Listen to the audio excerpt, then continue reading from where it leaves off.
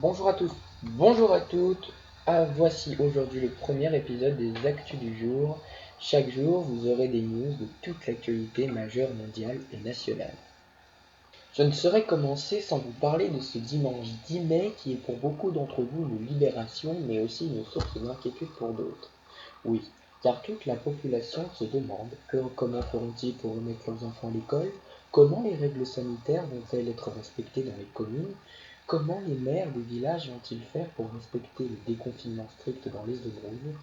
Comme le révèle ce sondage qui prouve que Français sur 10 ne font pas confiance au gouvernement pour ce déconfinement qui est jugé trop rapide pour la moitié de la population française. Si je peux vous donner un conseil, si vous n'avez pas le choix de sortir, faites-le, mais avec toutes les précautions nécessaires et respectez encore et toujours la distanciation sociale et les obligations communales de votre région ou de votre département.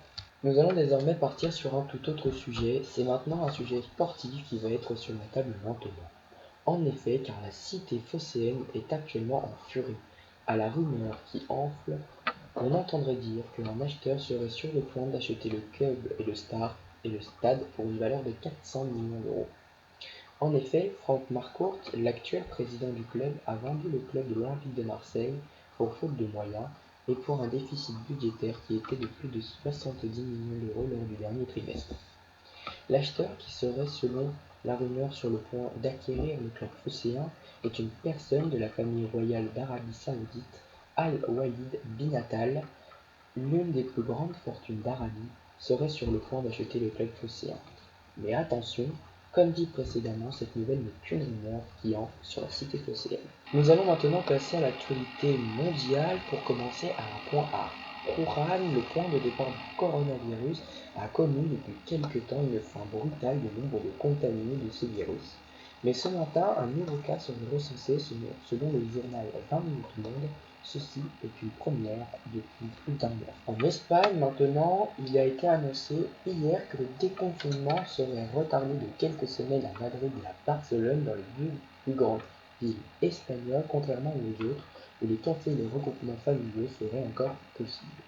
Ceci serait dû à la décision du ministre de la Santé espagnol qui a dit que le déconfinement, je cite, ne serait pas une course dans les grandes villes et devront attendre encore jusqu'au mois de juin pour être totalement déconfinés si les règles sanitaires sont respectées par toute la population espagnole.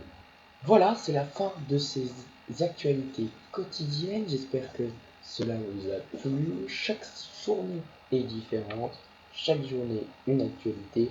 N'oubliez pas de vous abonner pour récompenser mon travail, à, aimer à aimer la vidéo et n'oubliez pas surtout de mettre en commentaire si une personne de votre entourage ou un métier ou une passion différente ou peu commune pour que je puisse la contacter et l'interviewer dans un projet.